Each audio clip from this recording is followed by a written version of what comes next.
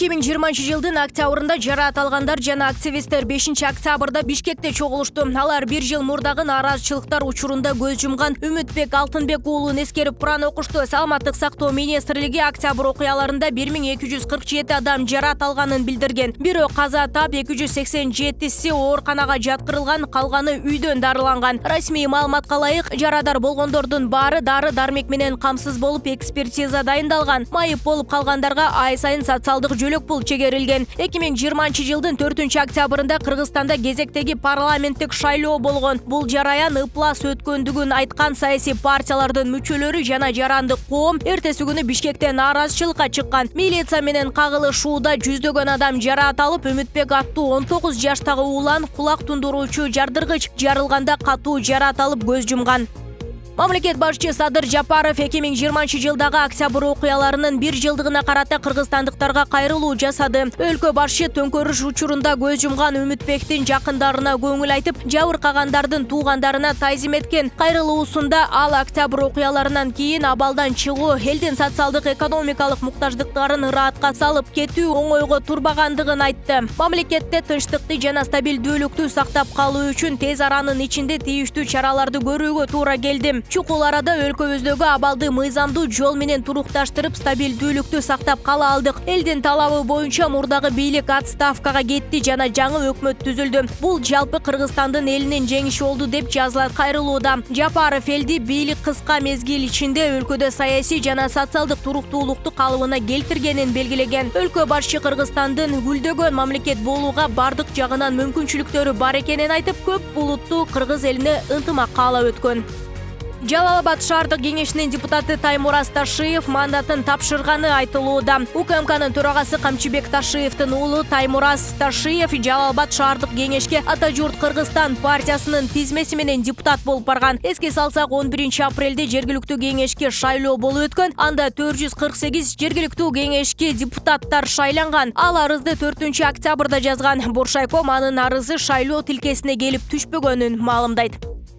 Жогорку кеңештин эл аралык иштер, коргоо жана коопсуздук боюнча комитети министрлер кабинетинин атынан экономика жана каржы министрлиги менен Кытайдын экспорттук-импорттук банкынын ортосундагы тышкы карызды төлөө мөөнөтүн жылдыруу боюнча макулдашуунун долбоорун карады. Экономика жана каржы министринин орун басары Руслан Татиковдун маалыматына караганда, 51,1 миллион долларды төлөө жылына 2% менен 6 жылга жылдырылып жатат. Кыргызстандын мамлекеттик карызы жылдын ортосунда карата 4 миллиард 921 миллион доллардан ашкан. Бул сумманын 85% тышкы карыз. Тышкы карыздын 1,7 миллиард доллары Кытайдын Эксим банкынан алынган.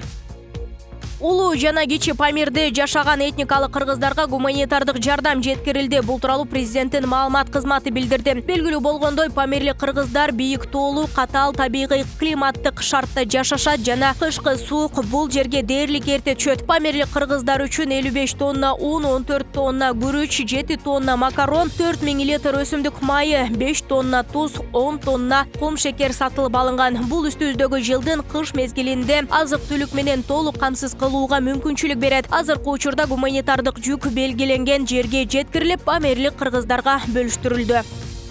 Педагог өлкөнүн тереги экенин, аларсыз туруктуу коомду демократиялык мамлекетти курууга мүмкүн эместигин жакшы түшүнүшүбүз кажет. Бул тууралуу президент Садыр Жапаров бүгүн мугалимдердин жана билим берүү кызматкерлеринин кесиптик майрамы менен куттуктоосунда билдирген. Мамлекет башчынын маалымат кызматы Жапаров бүгүнкү күндө билим берүү дүйнө жүзүндөгү коомчулуктун өнүгүүсүндөгү эң негизги көрсөткүчтөрдүн жана приоритеттүү багыттардын бири деп белгилегендигин айткан. Заманбап билим берүү бул жөн гана билим топтоо эмес, бул окуучулардын аналитикалык жөндөмдүүлүгүн жана сынчыл ой жүгүртүүсүн өркүндөтүү, өзүнө жоопкерчилик алууга даярдоо экендигине ынандым. Мындай жөндөмдүүлүктүн баарын балдарыбызга мугалимдер үйрөтөт. Мына ошондуктан ар бирибиз педагог бул өлкөнүн тиреги экенин, аларсыз туруктуу коомду жана демократиялык мамлекетти курууга мүмкүн эместигин жакшы түшүнүшүбүз кажет деген мамлекет башчы. Жапаров бүгүнкү күндө билим берүү кызматкерлерин колдоо жана билимдин кадыр баркын калыптандыруу мамлекеттин артыкчылык багыты болуп саналарын белгиледи. Кыргызстандын экинчи Борбор калаасы 3021 жылдыгын белгилеп жатат. Ош шаарынын күнүнө карата өткөрүлүп жаткан иш-чараларга катышуу үчүн коңшу мамлекет Казакстан жана Өзбекстандан коноктор келген. Кылым карыткан Ош шаарынын жашына арналган салтанатта шаардагы бардык мекеме ишкана кызматкерлери жетекчилери менен биргеликте жөө жүрүш парадынан өтүштү. Ал эми бул салтанатка күбө болуу үчүн Ош шаарынын тургундары да бар. Аталган салтанат бүгүн кечки гала концерт менен уланат. Ага Орусиянын белгилүү ырчысы Динамит группасынын экс-солисти Илья Зуден, Өзбекстан Республикасынын ырчы айымы Севинч Муменова, Кыргызстандын белгилүү эстрада жылдыздары Бактияр Токторов, Гүлжигит Сатыбеков, Нурлан Насип жана Ош шаарынын маданият башкармалыгынын чыгармачыл топтору катышат. Ош шаарынын күнүн белгилөөгө жалпы болуп 1 миллион 100 миң сом акча каражаты бөлүнгөн. Ал эми салтанаттын кечки бөлүгүндө атылуучу фейерверк жана чет элдик жылдыздардын төлөмү демөөрчүлөрдүн колдоосу менен алынып келингени айтылууда. Ош шаарынын 3021 жылдык аракеттен алган бул көчө жүрүштү Кыргыз Республикасынын ички иштер министрлигинин жол кыймылы коопсуздук камсыздоо Кылым карыткан шаарыбыздын салтанаттуу күнү менен жалпыңыздарды Ош шаарынын мэриясынын жана көп улуттуу калкыбыздын атынан чын дилимден куттуктайм. Шаар күнү биз үчүн жөн гана катардагы күн эмес. Бул күн 30 кылымдан ашык бай тарыхы шаардын дал ортосунан орун алган. ЮНЕСКОнун баалуулуктарын толуктаган Сулайман тоосу бар. Шаардык аралап аккан керемет Ак Буура дарыясы бар. Жаратман жана ынтымак эли бар. Улуу бабабыз Бабур суктанган Саябан бактуу жайы салкын көз жоосун алган сүйүктүү Коош шаарыбыздын майрамы.